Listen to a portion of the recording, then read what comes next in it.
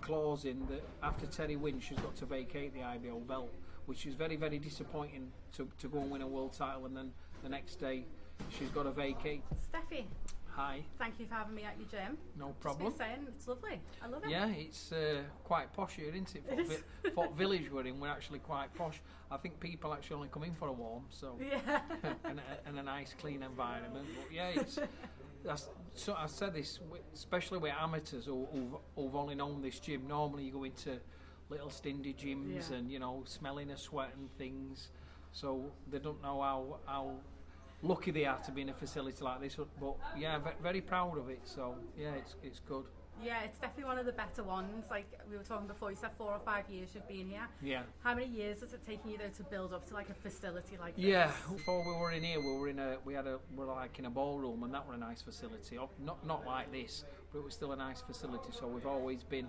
But my first original gym were like downstairs in a basement, and that were really dungeony. So this is a big improvement, and I started there 10, 12 years ago. So to be in here, but I can't see myself anywhere else now. This is a home, and see how long this lasts. Yeah, nice. I love it. Yeah. You're always busy, but September 24th you are extra busy. Yeah. So obviously you've got a couple of fighters out. You've got Terri Harper, of course, out in Nottingham. Yeah. Raven Chapman's also out in Manchester. We'll go into that more detail, but with them fights clashing and the whole cards clashing, is that going to cause an issue? Not necessarily this time round, but if this continues to happen in boxing, do you see this having like a negative effect? No, I think, to be totally honest, I obviously I train Terri, so Terri has a team with me, and I only manage Raven, so Raven's got a full coaching team. Obviously, I'm very disappointed I can't be there, because I've also got a great relationship with Raven, so I would love to have been there. It's a fantastic fight, it's a fantastic card, and she's got a great opportunity to really hit the world stage against a very, very good, credible opponent. So I'm gutted that I can't be there. But do you know Raven and Terri, they're very similar. They've got similar mindsets, and they understand the game. And like I say, Raven will be there with her team, and obviously I've got a big job to do with Terri.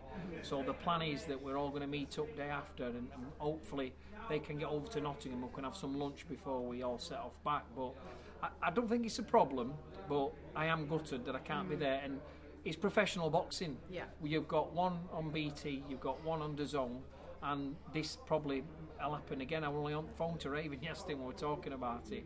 But she's got her team, she's well looked after, they're all doing a great job. I only manage Raven, and obviously we're Terri's training team, so it's not going to affect any of the fighters, but for me personally, I would have loved to have been there for Raven, but just the cards we've been dealt. Yeah, and as fans as well, you've seen on Twitter, well, I'm sure you would have, for once people are quite positive about the undercards on both the Nottingham and Manchester, which never happens. It's gone down fantastic, hasn't it? Yeah. I mean, I can even remember you saying, you've got your holiday. I'm not going on holiday, I need to be there. I need to be at one of them now. And Serrano's here, and then I'm thinking, wait till this one's announced, because obviously the old show with Terri, and I've known about Wood and Lara for a while. Obviously, Maxie I manage, so I've known about it. There's been no announcement because it's been there's been the situation with Wood and Santa Cruz, and so we've known about it a while, and we've known about the date. So Raven's known about the clash of dates, so we've all been prepared. And how exciting is it? But this is a good thing for British boxing, because people have got to understand how strong it is at the minute. To have two fantastic cars like this, a few years ago we won't even get one, never mind two on the same night. So fans are very lucky, but they seem you can't win. They're disappointed because there's two on at once. But I'm sure when it comes down to it, proper boxing fans will have one on the laptop, they'll have one on the TV, they'll be flicking through fights. I'm hoping that Raven's on early, Terri's chief support, so she'll be on late. So I'm hopeful that I can at least watch Raven and cheer her on my phone. Yeah, I was thinking that before actually. I was trying to work out, and I was thinking I'm sure Raven will be on earlier than Terri. Yeah, she should be on early, because obviously they've got bigger fights up there, and Raven's just starting. So so I would imagine we'll get to watch them both. Yeah. Now, but people were saying about, because it's a clash of dates, that it will hinder or is it diluting the sport. But do you see it as a positive, the fact that you've kind of got two to choose from? Yeah, definitely. I think it's a positive. I think boxing, without a doubt. I mean, remember, I'm a promoter, and I've been at this. I've been promoting for over 10 years. I can confidently say it's the healthiest at this moment in time. It's the healthiest it's ever been. Women's boxing is no longer new. We've been here all through the pandemic. It's grew. I think Terri and Jonas were the fight that set the way, without a doubt. Don't get talked about now, but that fight with them two girls were the one that set the bar. Let's say the bar. That's the level where it's got to be, and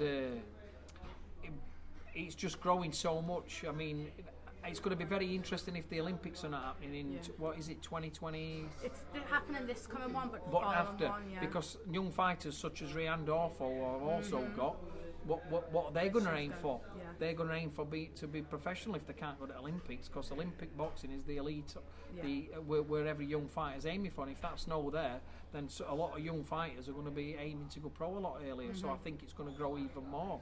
But definitely healthiest it's ever been, and I think it's fantastic. We've got boxing on so many channels. It's great. It's great for us, for fans, and it's great for us. And fighters have been as active as they've ever been. So I think it's good, positive. Gives boxers more opportunities as well, doesn't it? More 100%. TV as well. Well, look at this. We've all seen tweets negative about, like with Frank not doing any boxing, and for me to get Raven in there, is a very big achievement for myself, because how many great fighters have we got? How many great fighters do you think they might have been looking at, and they've chose to go with Raven? And it's Frank's now putting female fight. Everyone's putting female fights, and so it's great. And not just female fights. There's proper 50-50 fights being made at the minute, so I think it's good. Yeah, and especially them two cards. I think that all of their fights look 50-50. Solid from here right up to the top, solid. And I do know that even though there's only 3 fights been announced with Matchroom, even them other ones, they've got to be in solid fights. That they've got to be in solid fights, and I think it's like I seen you can't win. And I can remember when Raven fought, and the negativity she looked $1 million against a girl that never gets stopped. I shouldn't be putting it in with this, I shouldn't be putting it in with that. So look what I've gone and done after 3 fights, gone and stuck it in with a world-class fighter. People are moaning about this, you cannot win in this game. But it's crazy, isn't it? But I just think it's, because there is that much boxing, and to please broadcasters, I think a lot harder fights are being made faster than there would have been a few years ago, which is only good for fans. Yeah, definitely, I completely agree. Terri Harper's fighting. Obviously, her last time out was lightweight. Yes. This is super welterweight. Yes. When the fight was rumoured, a lot of people didn't believe it because they didn't think she could make the weight, which I found quite surprising because Terri's quite tall, she's strong. She doesn't strike someone that is going to struggle to make the weight, and of course she has a great strength and conditioning coach as well. Was this always the plan to move up that high? 100%. So after she last fought in March, that was very hard to make that weight, very hard. And she does it by being meticulous. Very hard, and it was a good solid performance she put on. And I spoke with Eddie after that, and I mentioned to Eddie, I said, if we're not getting an opportunity to fight Katie at 135, which Katie's tied up, she's up to mega fights now, don't get me wrong, she could be a couple of years off them kind of mega fights. Or if she goes and wins a world title, it's a lot closer to being to mega fights. But I said it's pointless me dragging Terri down to 135 for non-world title fights, because it's very hard work and it's not the safest to be doing consistently. So I said I'm happy to pursue world titles at other weights. So we know the other weight categories are all tied up. You're not getting a look in there. So then we mentioned 154, and. So I mean, even like you've got Rankin's team. I've seen tweets going hashtag weight categories are for a reason, and that is correct. They are, and let me tell them that Terri's been at the wrong weights. You'll on the night we'll see, but don't anybody be disillusioned with Terri coming up these weights. She's been that meticulous, being able to get at the wrong weights, and that's why Terri's size and how dedicated she is, she could go up and down at multiple weights. She's probably only got 12 more months to make 135 because it'd be impossible. So if we're not getting a world title fight in the next 12 months at 135, we won't even dream of going back down. But she's walking around now solid at 154, and don't want to be any heavier because it might slow her down. But don't be disillusioned with this weight categories and all that, because weight categories are for a reason, and she's in one what we should be very comfortable with. Yeah, definitely, because I put out a tweet about, you know, how Terri looks like she can make weight easy, and Noel Calendar come back and say it's one thing making weight, but being able to perform at that weight. Well, she's put that. She's easy to nerve, because there's a lot of people going on about this weight. Yeah. So obviously she posted yesterday some footage that young Ella, who you've just must have filmed it without none of us knowing, just clips the rounds, and she's just showing people, and she's not being Terri. What she's done, that's no derogatory to them. She's just showing them. She's showing the size difference. Terri was 10 stone then sparring. It were only 2 weeks before her last fight at 135, so she was only 10 stone, and she was just wanting for people to see she was handling that at 10 stone, the size, not showing off the spar. It's just all about the size. So what's she going to be able to do a stone heavier? So it's just letting people know that don't worry about the size. It's not a problem. Look, we're just showing look what she can do. So we're excited to be at this new weight, and you'll see on the night the size and how strong she is, and. You know, Terri's now training on a full tummy, not eating a salad. It's a different ball game. It's amazing to think she actually made super featherweight. Oh, yeah, I mean, it started getting hard during the Thunders situation. Started getting hard then, and when she snapped her hand, and the second time with Choi, it was really difficult. And then when she did it again and out another 6 months, we didn't realise how bad it was until the WBC check weights come in. They come in 30 day, 14 day, 7 day. You have to weight a certain percentage, and when it come, it was like Danny Wilson actually rang me and said, Stefy, we've got a major concern here. I'm concerned that she won't be able to do this weight anymore. And what people don't understand is, like, Terri probably on the drive to Mayer, that fight with Mayer and Terri would have been £500,000. That's where we were aiming at. So Terri was that professional. She was still making these check weights and still, but what happened on fight week, once she got to that weight, she just didn't put any weight back on. It was just dead weird. She no carbs for 10 days. Very, very meticulous to get to that. The menstrual cycle stopped for months because she got her body fats that low, which then affected how she's thinking mentally. And there are a lot to it, and people, like, it's easy to say, like, we never go to social media or do interviews and give excuses because Baumgartner did the job, she won. Yeah. We went in with a gamble and thought we're going to be all right. But who else were giving people like Baumgartner a chance? Like, you see so much negative, and the runner Terri, Olbanoff, Wallstrom, Jonas, Thunders, people are like, and Terry's crazy what people's comments come and what they niggle away with. You can, if Terri goes and beats Hannah Rankin, right? She's gone from Terry's 5th pro fight, or 4th or 5th. She boxed that Frenchman Missouri, who'd only lost 1 fight on points for a Commonwealth title. Then she fought Nina Bradley, who was undefeated and world rated Commonwealth champion, who was 7-0. And that run from there, even Nazivo Bell now, have you seen the run she's on? Yeah. She just won an IBF, she got robbed. That Nazivo Bell beat Brodnicka in Poland, but didn't get the decision. And then a run that she's done.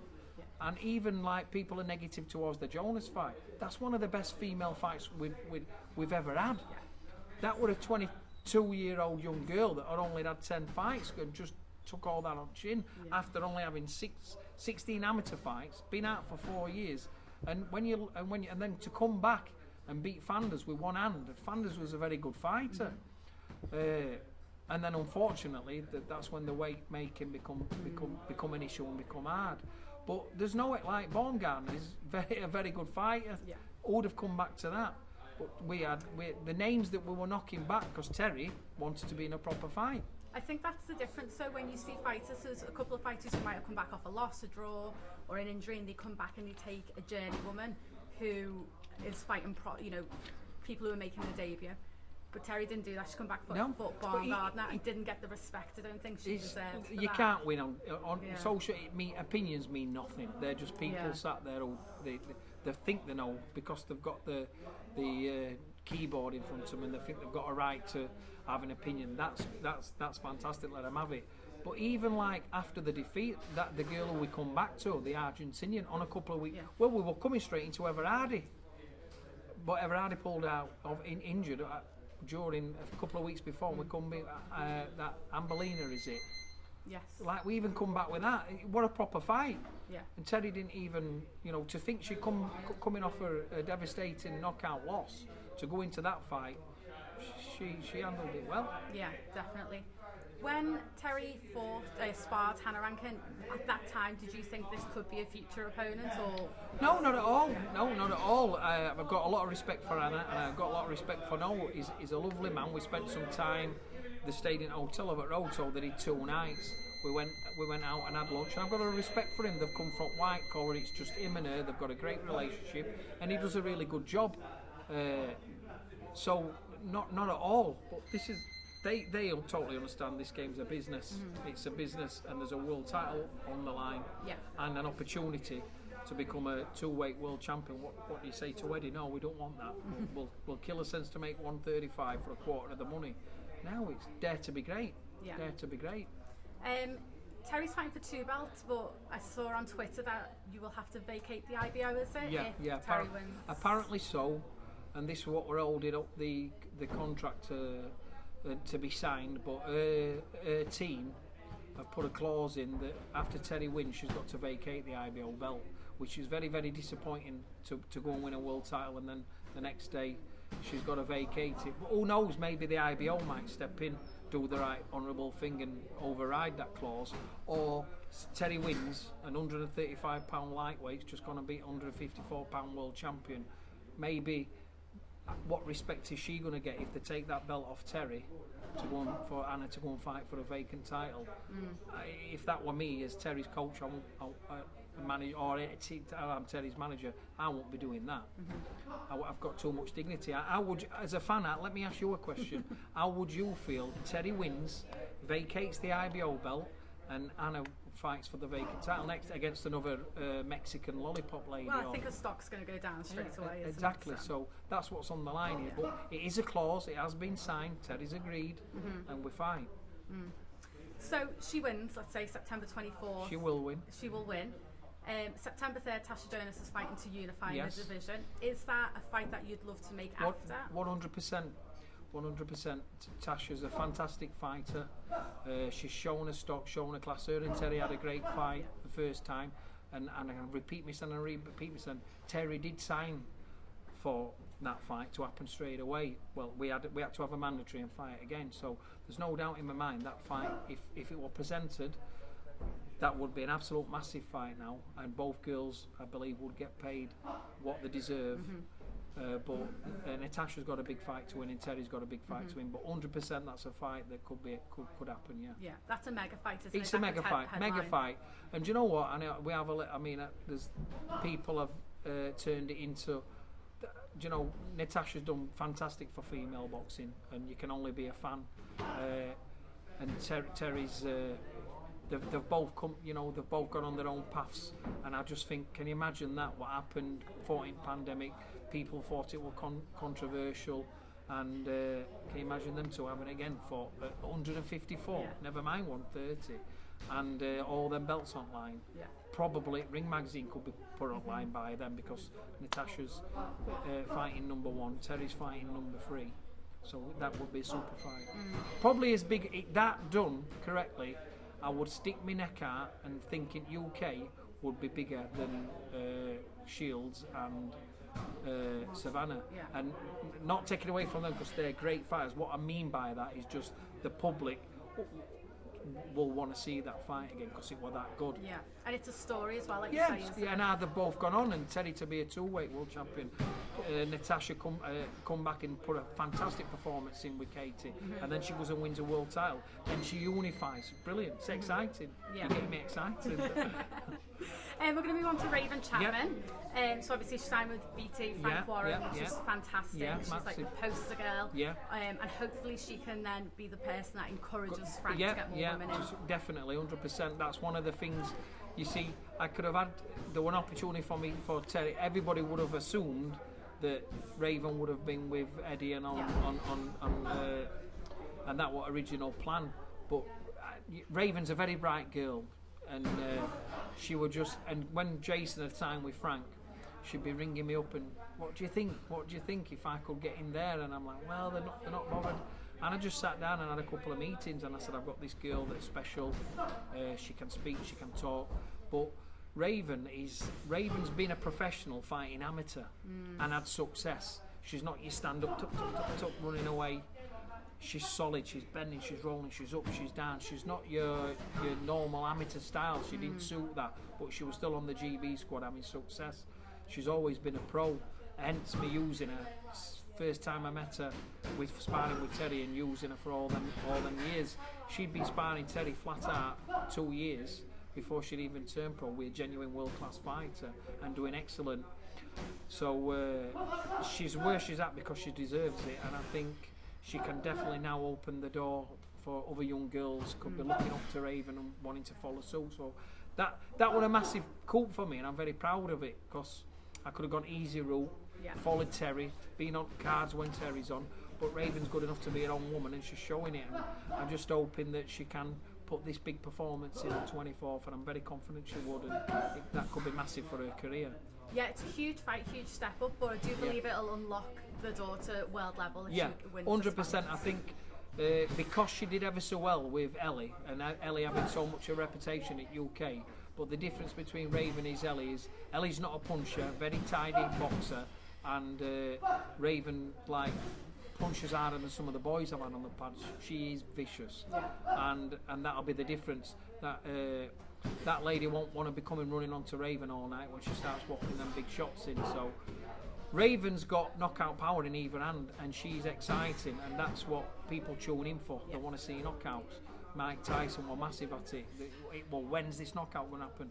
And I think Raven's got that kind of style where when we're going to see this knockout, and she will go to the last bell. When you ain't even seen her warmed up yet, that woman can rip a moon and fight. She loves it. So it's very exciting. To be on that big platform, she's got a great opportunity. Yeah. How many rounds is this fight going to be? 8. Yeah, 8. But do we see it go the distance? Do you know what? I'd hope it would, and I can really see where I'm at with Raven. But possibly that would be a massive statement to get her out of there. But because Raven's only had 3 fights, the WBC didn't want to sanction it for more rounds, so that was the reason why. And they do 8 rounds for the international title. So I mean, Raven has got enough power to get anybody out there anytime. But I do hope she does get a solid 8. Yeah, get the rounds. Yeah, get the rounds in. Yeah. I do hope that. So, sorry, Raven, you might not want that, but I do hope she gets the 8 rounds in. Yeah, and Jorgelina is a great, solid opponent. Yeah. She had a very close loss to Ellie Scott as well, actually. Yeah, some people may have thought she'd won that. I thought Ellie won it. Thought she nicked it. I thought she got it maybe the last by 1 round. I just thought she was too cute. Her boxing skills seen her through it. Yeah.